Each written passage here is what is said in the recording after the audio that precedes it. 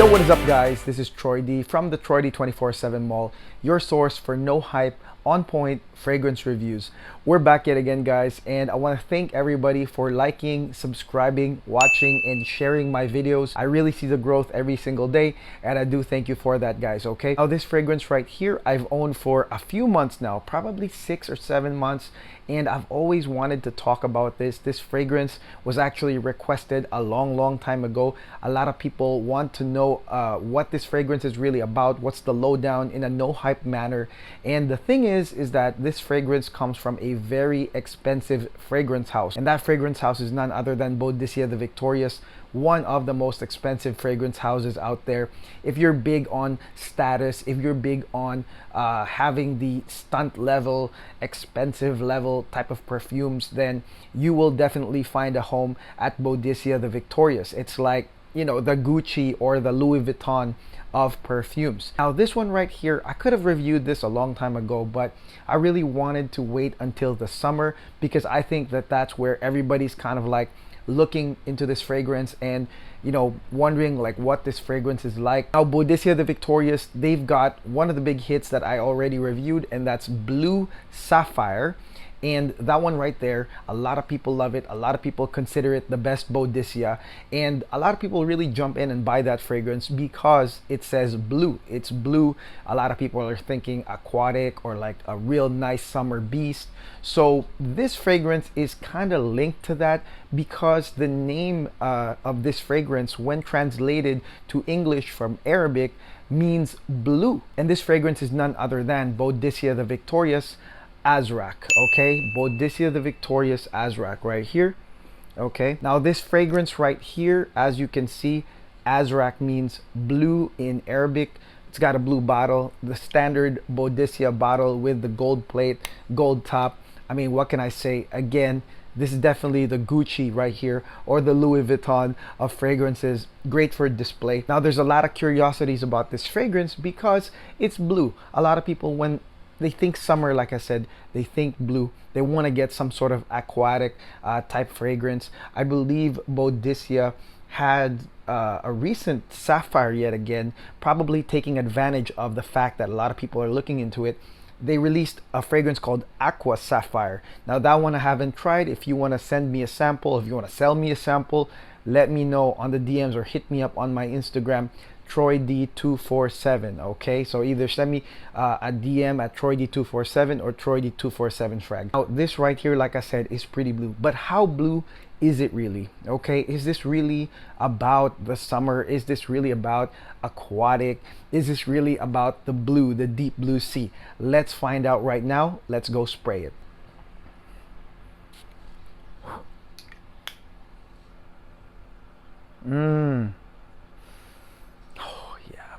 Let me start off by saying that Boadicea the Victorious Azrak is actually not your typical perfume, all right? It's really not. And that's actually one of the main reasons why I bought this. I bought this blind a while ago, but just by checking the notes, guys, I was like, man, I'm in for a treat.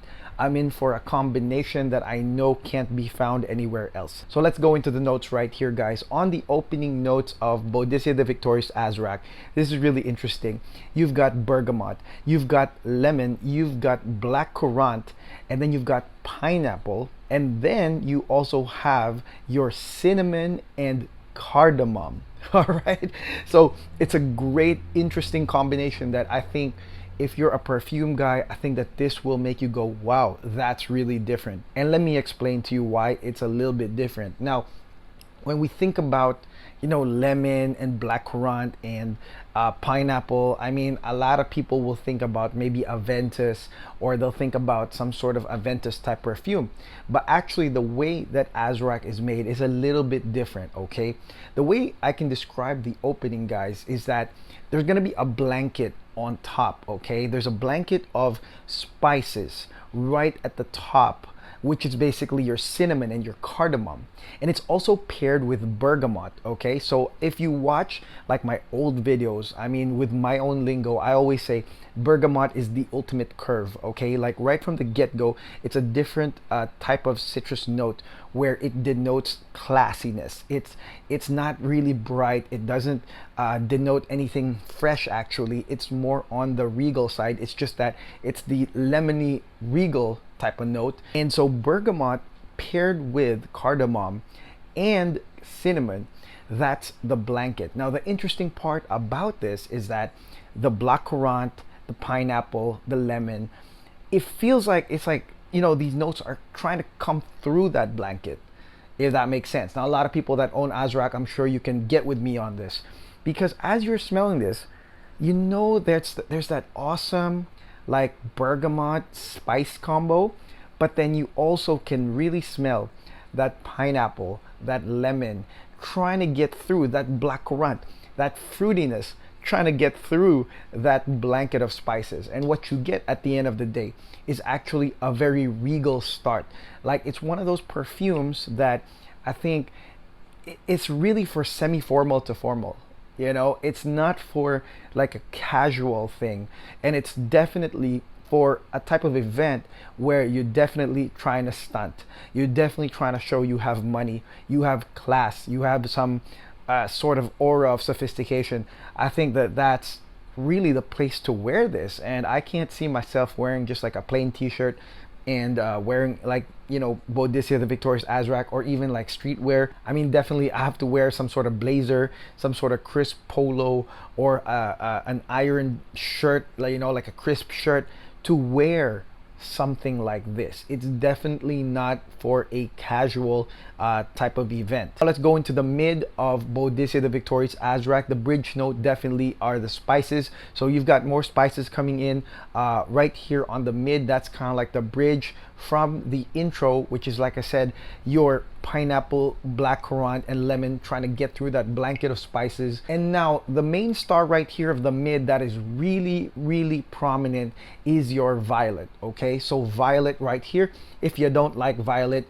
you might not like this part of Boadicea the Victorious Azrak. I've heard some people not like this part, but to me it's okay. It's really interesting. So violet and violet leaf, those are the two other notes that really shine here in the mid, guys. Okay, so violet leaf comes out, and then they are also flanked by some lily of the valley, some jasmine, some white florals, kind of just in the background, but it's really, really violet. Okay, for me the best part here in Boadicea the Victorious Azrak is when the violet starts fading away and the rose kicks in. So for me, once the rose kicks in, the violet sort of lays low a little bit. That's my favorite part. And then after the rose, you've got the oud. All right, so here in the base notes of Boadicea the Victorious Azrak, it actually gets pretty woody. You've got cedar wood, you've got sandalwood, you've got other woody notes, and then of course you've got the oud. Now the oud right here is actually not powerful. It's sort of like a smoky base under the woody notes. It's mostly woody, but you know there is oud. And of course that's an ode to the Arabic name Azrak. It's Arabic, so you know there's going to be some sort of oud in here. A lot of people think that the oud comes out early, but no, it actually comes out right from the mid to the end, and it's actually hidden, you know, behind all those other woody notes, your sandalwood, your cedar wood, and then you also have a touch of amber right there, which is a nice transition from the rose. So the rose kind of turns into the amber eventually, and then you've got woody notes and oud. To me, this is the most magnificent part because it's just so manly. You know what I mean? It's manly, it's enigmatic, it's mysterious, it's such a draw in. I think that that part is the best part here in Azrak. Here's the thing about Azrak, guys. This thing is pretty damn powerful. Okay, it's powerful. The sillage is pretty damn strong.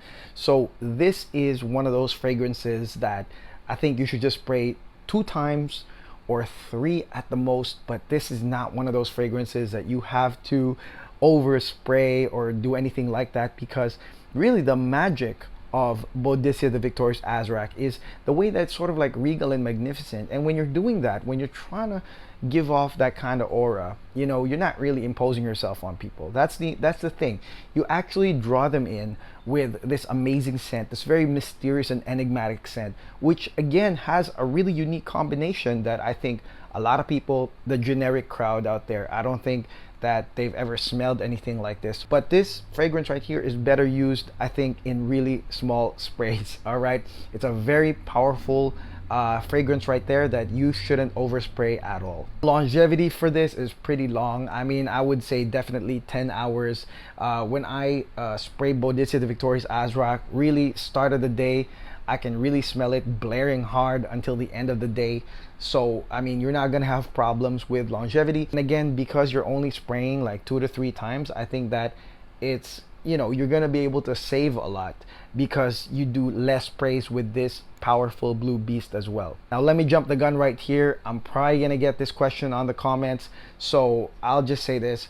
You're probably gonna want to ask me, what's better, Boadicea Azrak or Boadicea Blue Sapphire? Now let me say this, that Boadicea Blue Sapphire, although a lot of people are raving about it, that one is a real Arabic like beast, you know. It's really like Arabic themed.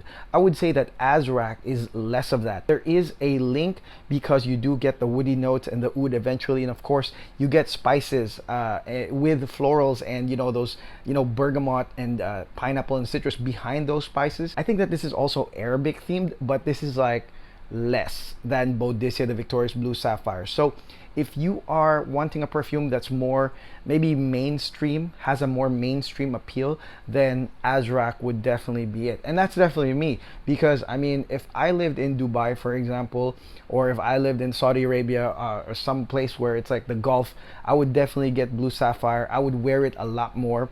But here I would say LA and, you know, New York, I would say that Azrak is, you know, the choice that I would wear in terms of usability. Now I know Azrak right here, it's not so expensive in the Boadicea scale. I believe a lot of people are just you know, selling this also in the resale market for not so much.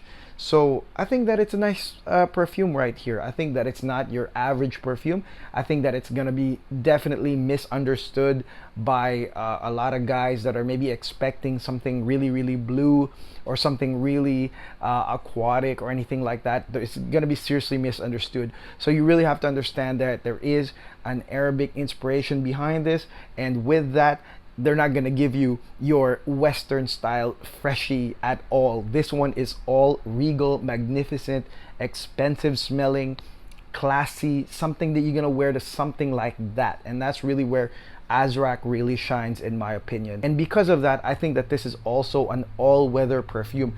Definitely, I would say more indoors, all right? More indoors, more special event, more like, you know, anniversary, 10-year anniversary with your wife type of perfume, rather than like a social type of perfume. It's just not any of those, okay? So I really like Azrak, guys. Let me know in the comments below what you think of Boadicea the Victorious Azrak. If you actually own it, if you've tried it, let me know what you think on the comments below. And let me know if there are other requests that you guys might have. I do have, like I said, a huge backlog, and every time I have time to talk, that's definitely when I do these types of reviews. So thank you guys for watching, liking, subscribing, sharing my videos, watching the ads. I really appreciate you guys. Like I said, this is a backlog. I do have a lot more perfumes coming. If you have any other requests, let me know. And of course, if you like Boadicea, I've got a lot of Boadicea videos. I'm gonna link 4 of them at the end of this video, so make sure you tune in until the end. You'll see links to, you know, 4 other Boadicea videos that I really like. So that is it, guys. All right, I'm back to work. I'll see you guys soon. Again, this is Troy D. Take care.